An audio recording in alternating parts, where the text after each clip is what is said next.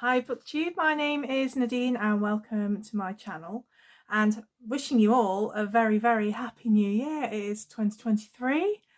Let's hope it is a fantastic year for all of us. So the kids are still off school. My daughter goes back tomorrow and my son goes back next week. So I'm filming in my bedroom today because the rest of the house is like a tornado has gone through it. And I thought it's about time, really, I let you know what I've been reading. I haven't done a reading update for a few months, so there's quite a lot of books here. So let's get on with it.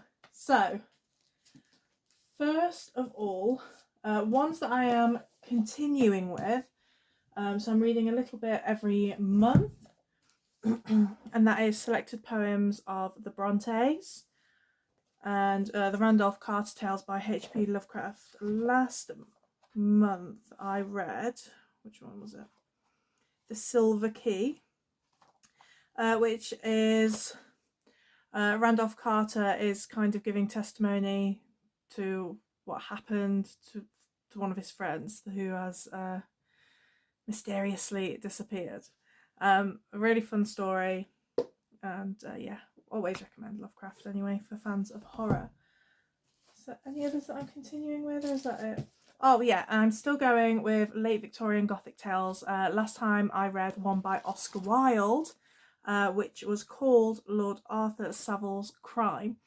Lord Arthur is at a party and he gets a palm reading by this palm reading guy, and he is told that he is going to commit a murder. Now, Lord Arthur, he's got everything going for him. He's engaged to, a wonderful girl. He's a happy-go-lucky kind of fellow. Everything's going brilliantly in his life. And so he decides, so that he doesn't ruin his life later and ruin the life of his betrothed after their marriage. I said that so weird. Marriage. After their marriage, he will commit the murder beforehand. Get it out of the way, and so he goes through his address book and starts trying to bump off people that he knows.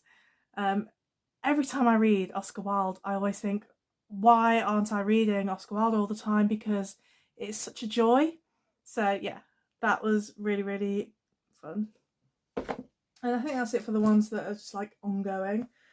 So the next one I've got to show you is The Sanatorium by Sarah Pearse. So I've been really looking forward to reading this for ages. I know it's had mixed reviews. It follows a woman called, what's she called? Ellen Warner, who is a detective that is on a bit of a break from work. She's been having some issues, some panic attacks, things like that, following on from the last case that she worked on, and also like working through some childhood trauma. She's invited to her estranged brother's engagement party in this swish new hotel in Switzerland, which has been renovated from an old sanatorium. So she goes along to that, her and her fiance, no, not fiance, her boyfriend, and she has ulterior motives for going herself. She's trying to work through some things that she thought had happened in the past that she wants answers from her brother about. But then people start going missing, and then they're snowed in and they can't leave, and there appears to be a killer on site as well. So I really liked the idea of this story. I really liked the setting.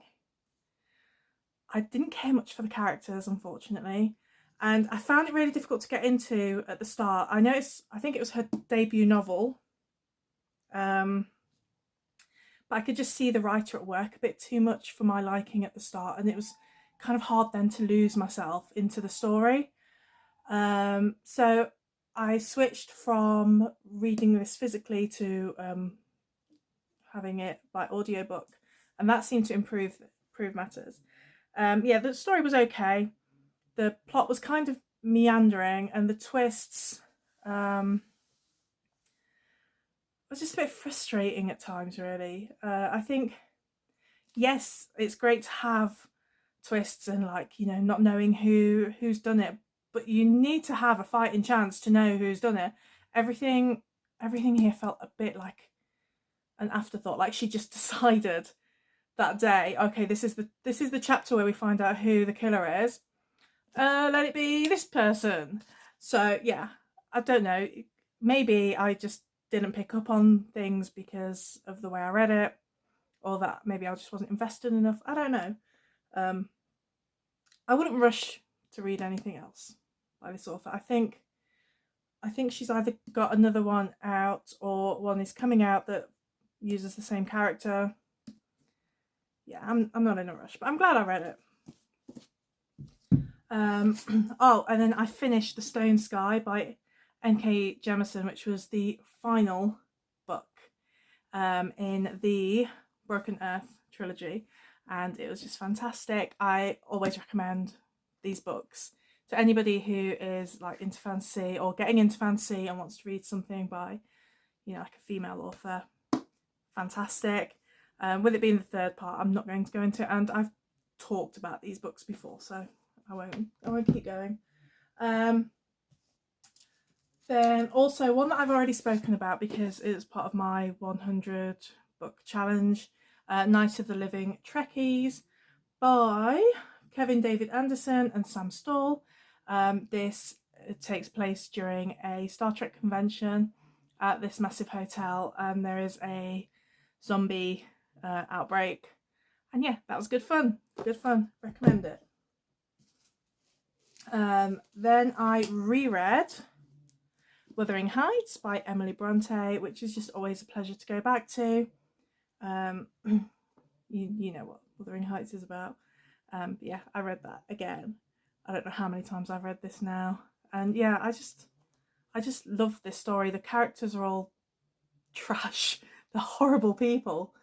But the setting's wonderful, and yeah, I love this. I love this book so much. Another book that I really, really loved was Ali Smith's Autumn. I didn't think I was going to love it as much as I did. This has been on my shelves for ages. Almost since it came out. Since it was nominated for the Booker Prize, certainly, because I got this when I went to a Booker Prize event and I got it signed by Ali Smith. So it's been on my shelves since then. So it's going to be like 4 or 5 years maybe. This was just fantastic. The language, it was so playful, and yeah, I don't know how to describe it. It was a wonderful book. I really, really can't wait to read Winter. This is the first book that I've read by Ali Smith, by the way, also. I do have another one on my shelves, but not Winter, unfortunately, and it's going to be a while before I can buy Winter because I'm only like 5 books in to my 100 book challenge. This is going to take a really long time. Ow, sorry. And then I read The Wolf Wilder by Catherine Rundell. This sets place in Russia, and it follows this young girl who is, her and her mother live in this isolated area, and they are wolf wilders. So the aristocracy in Russia, they would get these wolves as like statements, like status symbols. And at some point, wolves, they are wild animals, they will turn and they will bite somebody. And so then they would be sent to be rewilded to people like the main character and her mum, because it was seen as, you know, incredibly bad luck to hurt a wolf, to kill a wolf.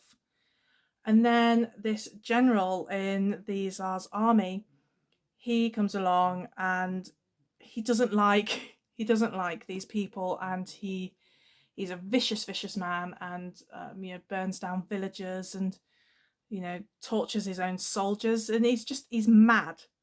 And the girl's mother, she gets taken away and sent to prison, and he tries to kill the girl and her wolves, and she has to go and rescue her mum. It was really good. Again, it was one that I didn't think I was that interested in it. Like, I was just kind of reading it as something quick and easy to read, because you flick through it, the text's not like dense. I just thought, yeah, I'll whiz through this one. And yeah, I didn't think that I was that invested in it until I found myself crying at a part, and it was like, oh, maybe I'm more interested in this than I thought. So yeah, and then I had a day where I was feeling really, really down about like work or lack of, and life generally. And I thought, you know what I'm going to do to cheer myself up? I'm going to read a book that I said that I was going to read in December, that's been on my shelves for ages, and that I really, really had wanted to read. So I thought, right, I'm going to do that. I'm going to just sink into this book, and it'll really cheer me up. Idiot that I am, what did I choose for that one? So, to cheer myself up, I chose The Road by Cormac McCarthy.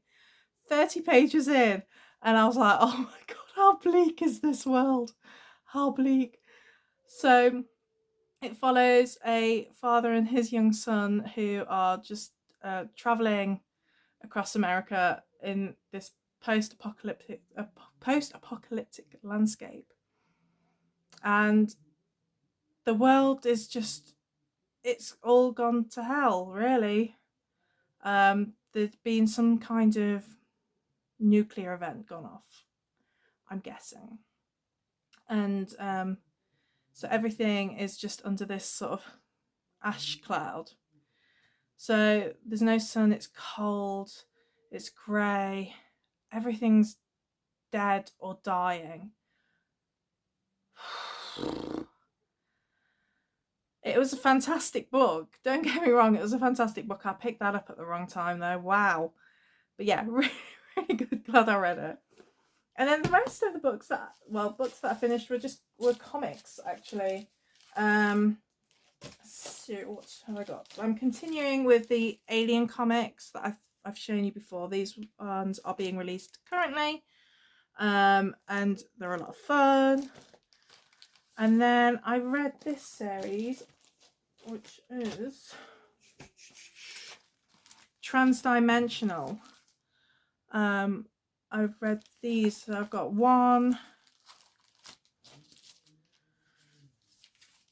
2. I don't even know if you can see any of this. This could be awful. 3 and 4.